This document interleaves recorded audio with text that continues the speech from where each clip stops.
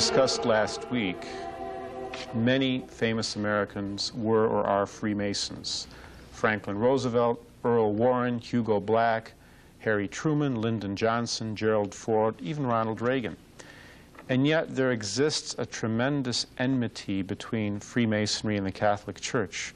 The Catholic Church has condemned solemnly Freemasonry from 1738 until 1960. Pope Pius VIII in 1829 wrote that their God is the devil and their cult is turpitude. But on the same hand, Freemasons have clearly stated their antagonism to the Roman Catholic Church. In the American Freemason, we can read as follows. This magazine has never swerved from the position that between the Masonic fraternity and the Catholic Church, there is an antagonism inherent in the nature of the organizations. The one seeking broadest liberty of thought and the others trying to stifle all revolt against this authority. We have declared that there can be no true peace nor even truce between Freemasonry and the official Roman Church. They are opposing poles of thought. I'm Julius Smetona. This is When Catholics Believe. I'd like to welcome my guests back again, Mr. Paul Fisher, publisher, editorialist, and writer. He was the author of Behind the Lodge Door, an expose of American Freemasonry, and Their God is the Devil. Also with me is Father Clarence Kelly, Superior of the Society of St. Pius V and Spiritual Director of St. Joseph's Novitiate in Round Top, New York, a congregation of traditional Catholic sisters. Father Kelly is also an author. He wrote Conspiracy Against God and Man, which deals extensively with European Masonry. You know, last time we were getting into the question of Franklin Roosevelt's court-packing scheme, which supposedly was frustrated, but in reality was not, in that he eventually had 8 Freemasons who were on the Supreme Court and who probably effected the most profound social change in this country's history. We had a country which in the 19th century at least 3 separate occasions was declared to be a Christian nation by the Supreme Court. We had a country in which abortion was illegal, adultery was illegal, it was illegal to transport birth control devices through the mail. Margaret Sanger in the 1920s was arrested, the head of the foundress of Planned Parenthood, for advocating birth control devices. Blasphemy was illegal. Prayer in schools was not uncommon. Government aid to official religions was not uncommon. And yet, we are now living in a world which is largely the creature of 8 men who legalized abortion, have tolerated blasphemy, and so on. Mr. Fisher, how have the Masons been responsible for this?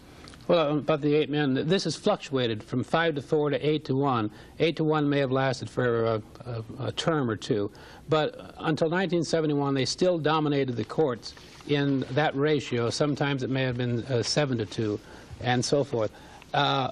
They struck down, the key one was the Everett decision of 47, which brought in this idea of a wall of separation. Nothing could be further from the truth. There was no wall of separation.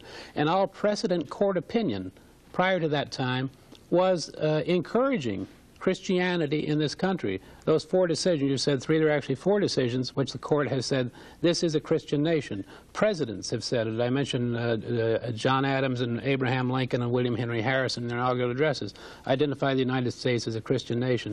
The Masons are vitally viscerally opposed to Christian religion, particularly the Catholic Church, but fundamentally to all religions which believe in a supreme being. To them, the supreme being is man. They're completely naturalists. They're Gnostics. They boast about being Kabbalistic Gnostics. At any rate, we had this whole Christian aura to the country. Kids had Bible reading in public schools. You had the prayer in public school. The court knocked that out. I did a little research on the FBI's statistics of crime. I took it from the time that the FBI organized their statistics, which was a 30-year period, and for the 10-year period subsequent to knocking Bible reading and prayer in school out. And the violent crimes from just 10-year period were something like 3 or 4 times larger than they were in the entire 30-year prior to those statistics by the FBI. And that was when people believed in God. Once you knock God out of the equation, you have no fear of anybody. You don't fear the president, you don't fear your parents, you don't fear your superiors or anything else. And that's what's happened to this country. And not only was it the prayer and the Bible reading and bus rides, but it was also these same courts knocked out blasphemy laws. You can look at all the laws, the civil laws in the country, both at federal and at state level, and you can get the 10 Commandments. All the civil laws were upholding the 10 Commandments. Thou shalt not steal, honor thy father and thy mother, keep holy the Sabbath day. Remember the Sabbath laws? The stores were closed on Sundays. Right. They knocked that out. That I'm not that old. I can still remember when. Well, you've heard of it. Yeah, you've seen movies of it. I've seen it myself. You didn't do it on Sundays. It was peaceful on Sundays. So all of these things have been knocked out by the Supreme Court. So consequently, the court establishes the moral tone of the nation. If the court says Christianity is out, you can blaspheme Christ, you don't have to admit he's the Redeemer, you can blaspheme the God of the Jews, man is supreme, and that's what we're getting. So people are groping.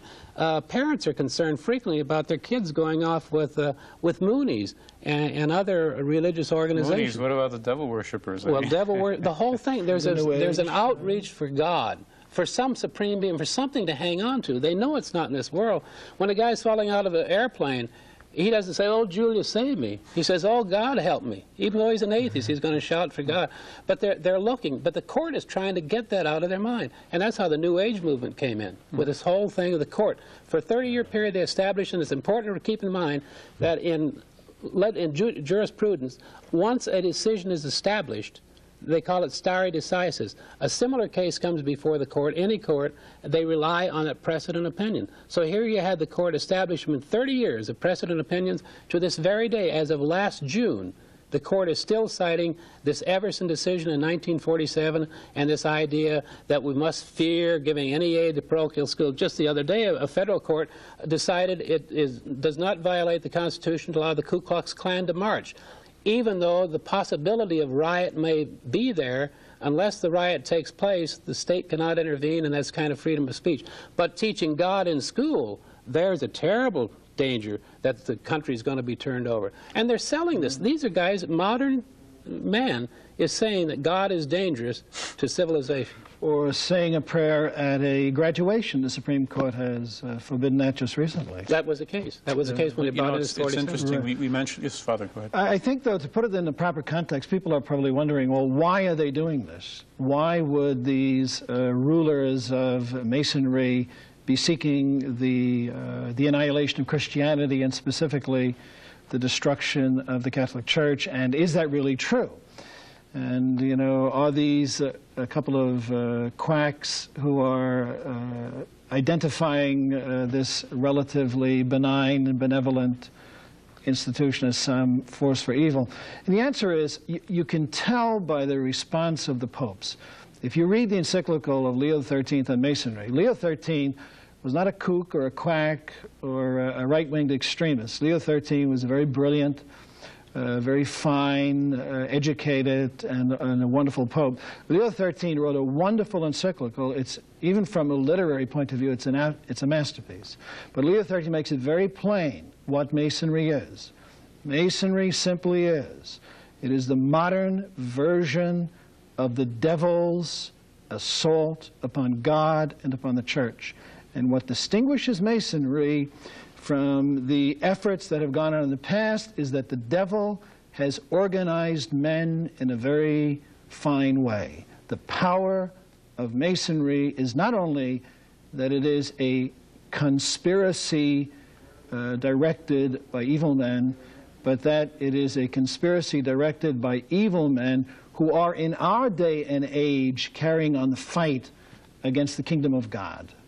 It has to be put in that context to understand that it's not just a question of a few men or a small sect of people who are liberals. It has to be put in that bigger context, I believe, to really grasp why it is they are so absolutely dedicated to the establishment of this new arrangement which excludes God, which excludes our Lord.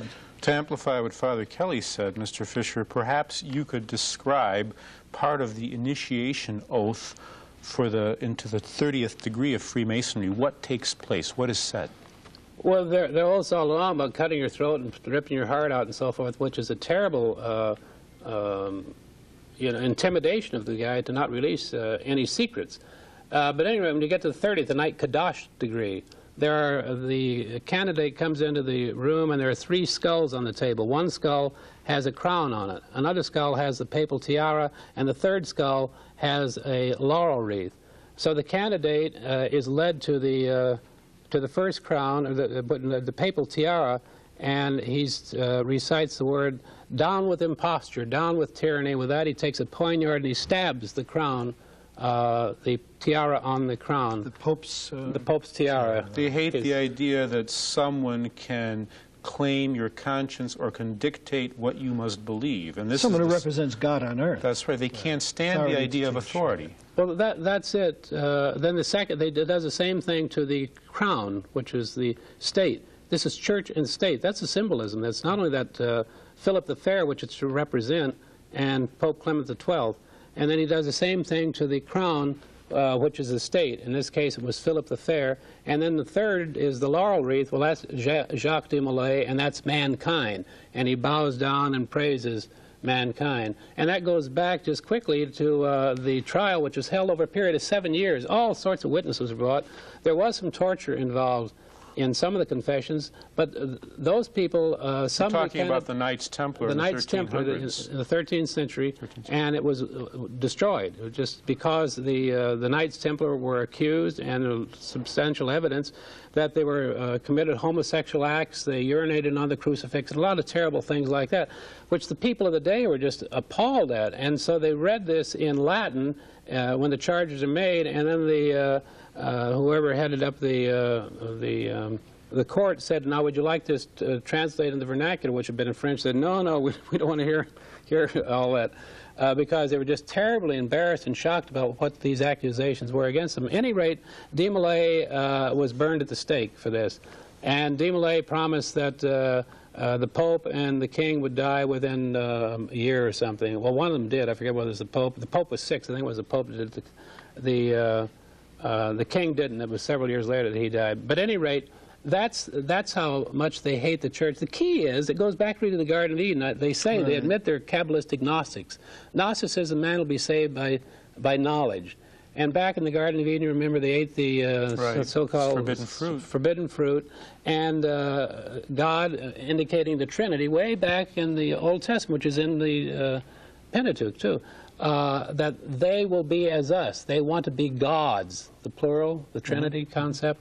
And so that's what it is. Man wants to be God, and that's what Masonry can't stand. If you're concerned about life hereafter, they consider you're not going to be concerned about the welfare of the nation, and you're not going to be concerned about the poor out on the streets. Nobody's done more through the centuries to help the poor in the streets. Mother Teresa is a modern example than the Roman Catholic Church. And indeed, all churches have helped the poor and the destitute with their kitchens, their hospitals. Hospitals, the whole idea. Education is a Catholic idea. The idea of the hospitals is tremendous in the Catholic Church. And they are concerned about the welfare of the here and now, but they realize that this world is not the end. And Masons don't like that attitude. You're watching What Catholics Believe. We're discussing. I'd like to just add, with regard to the Masonic ideology and this attack upon the crown and the tiara, the reality of the situation is that all authority comes from God, and that all legitimate civil rulers receive their authority from God. You may have a different mechanism to select the person who will occupy the office, but essentially that authority comes from God. And so it is also in the church, that authority is conferred by Almighty God upon a legitimate Roman pontiff and upon the bishops and so forth and so on. But this attack upon the tiara and the attack upon legitimate civil authority, which are Masonic ideals, are also communist principles. See, communists are anarchists, essentially. They believe that all government authority is intrinsically evil, and that the ultimate goal is the destruction of all legitimate civil authority. And they say the mechanism of doing this is to assume the dictatorship of the proletariat, that they would assume this this great dictatorial authority, but the purpose of the assumption of that dictatorial authority is to destroy all legitimate governments. And then when you destroy all legitimate governments and you destroy all religions, then man will be returned to the natural state. He will not be corrupted or spoiled or destroyed either by religion or by government or by family or by private property. And these ideals of communism are actually products of, to a great extent and for the most part, of Freemasonry. And Leo XIII points that out in his encyclical on Freemasonry. Clearly so. That's James Billington, the present Librarian of Congress, wrote a book, Fire in the Minds of Men, which he said that not enough credit is given to the revolutionary movement originated in the lodges. So if you want to understand the revolutionary movement, because Masonic philosophy and dogma is communist. That's exactly what it is. In the French society, there was a phrase, there are no enemies to the left. They've always supported the left. They established the government in Spain. That's why all this anti-Franco... During the 1930s, during the Spanish Revolution, and Mexico. In Mexico. Sure. It was all communist. And communism is the same way in Fatima when Our Lady appeared. That's right. Was a communist and Masons behind the whole thing. And that Masonic government in Mexico instituted a bloody persecution against the Catholic Church. Absolutely. You know, we were talking about the Masonry, primarily their ideas in the United States. The interesting thing which has happened, I'd say, in the last, say, 30 years has been the changing attitude of the post-Vatican II Church to Masonry. Previously, the penalty for a Catholic joining the Masons was automatic excommunication, and he can only be reinstated by the Pope himself unless he was on the verge of death.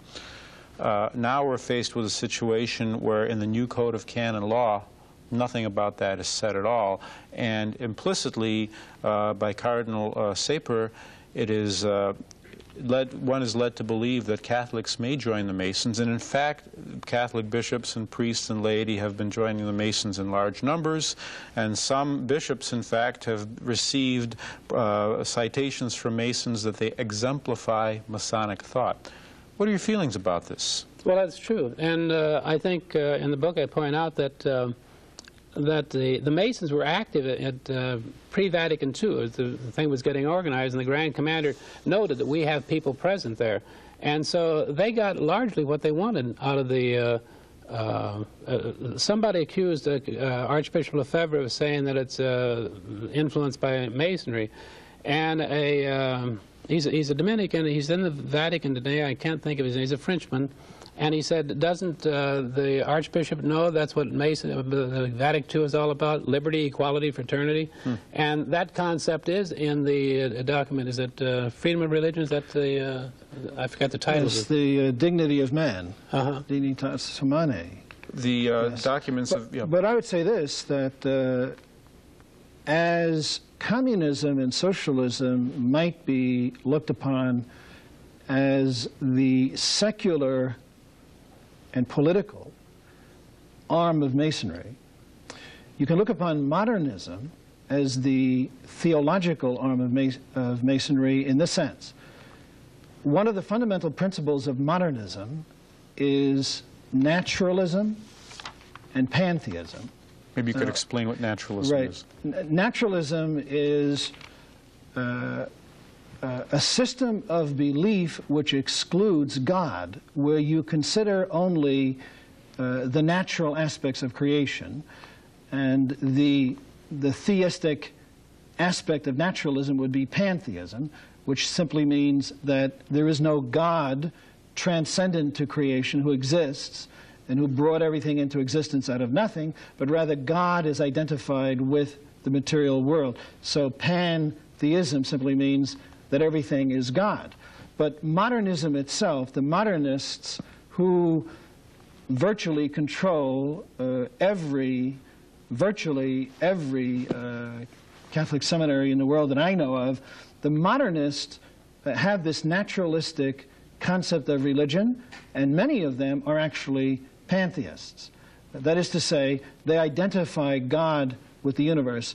So from the point of view of the influence of Freemasonry, we could say that the anarchy that you find, the socialism and the anarchy, would be the political manifestation of Masonic ideology, and the modernism, the naturalism, the pantheism that we find so dominant today would be a kind of theological manifestation of Masonic religious principle. Mm-hmm.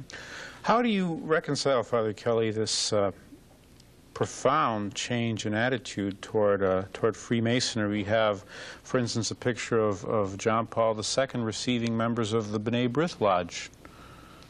We have the new Code of Canon Law, which drops any reference to Masonry. How could this be? After 22 years of condemnation, now suddenly it's tolerated, it's okay. In this country, at least, many churchmen are active Masons, and many bishops okay their parishioners and their subjects to become Masons. I think it's a question of seeing the reform in the context of history. What is the nature of this reform that has taken place? Is it a question simply of a temporary lapse into to unorthodoxy? Is it maybe a kind of Protestant Reformation from within, a temporary setback, or whatever it may be? In my own personal opinion, and I've expressed this opinion before, I personally am of the opinion that we are living in the age of the great apostasy. The apostasy that took place at the time of the Protestant Reformation, the apostasy that we saw in the time of the French Revolution, these were sort of local, specific, and limited. But the apostasy that we see in the church today is a kind of a general thing. It's virtually any place you go, and every place you go, you find this deterioration of the Catholic faith. You find the destruction of orthodoxy. So personally, in my own opinion, I think that we are living in the age of the great apostasy. And I think that, as Leo XIII points out, there is this great struggle between the forces of God and the forces of Satan, between the city of God and the city of man. And that in modern times, this struggle is manifested most especially by the organization that you find in Masonry. That Masonry is the chief, most effective, most powerful instrument of Satan in its attack upon the church. And that it is, to a great extent, responsible for the deterioration that has taken place, for the apostasy that has taken place. And then, quite logically, if that is the case, if modernists adopt Masonic ideas of God and of morality and of truth, of doctrine, and so forth and so on, then quite obviously there would be a lessening of the opposition to membership in Masonry, also reflected by the ecumenical spirit. Right. You know, and that's why Masonry is succeeding in many ways, because while there's roughly 4 million members, their influence is much greater than that. They've influenced the decisions of the Supreme Court. They've influenced our whole culture today because they can work underground. They have a lot of front groups. They have people who are Masons. According to Masonic law, you can't tell some man's a Mason unless he admits that he's a Mason. Mm-hmm. Jack Kemp's, former Congressman Jack Kemp's a case in point. Jack Kemp never has membership in Masonry in his biography, but he was awarded the 33rd degree up in Massachusetts several years ago. He approached President Reagan, asked if he would become a Mason as directed by the Grand Lodge in New York. That was turned down, and later in 1988, Ronald Reagan did come into Masonry. But unless you knew this behind it, you'd never know it from Jack Kemp that he was a Mason. And the same with many, many other people. So when we say that there are no Masons on the court now that Thurgood Marshall is gone, that's because nobody questions them on that. That's never asked. All they ask on the court when they're getting a nominee is what's your stand on abortion. They don't care what else you think, you know. Mm-hmm. What about Masonry and the New World Order? Franklin Roosevelt, who was a very prominent Mason in the 1930s, I believe, put the phrase Novus Ordo Seclorum on the back of the dollar bill, New World Order. Is that a Masonic goal? Like we see this all the time in the papers, New World Order, New World Order. Like the magazine, The New Age. Yeah, yeah. Sure it is. That's the whole idea. The whole idea is to remake society in a way different from God intended it to be. We only have a second left, and maybe we'll just end with this little quotation from Leo XIII's encyclical on Masonry. He says, "The race of man, after its miserable fall from God, the creator and the giver of heavenly gifts, through the envy of the devil, separated into two diverse and opposite parts, of which the one steadfastly contends for the truth and virtue, the other for those things which are contrary to virtue and the truth. At every period of time, each has been in conflict with the other with a variety and multiplicity of weapons and of warfare, although not always with equal ardor and assault. At this period, however, the partisans of evil seem to be combining together and to be struggling with united vehemence, led on or assisted by that strongly organized and widespread association called the Freemasons." You've been watching What Catholics Believe.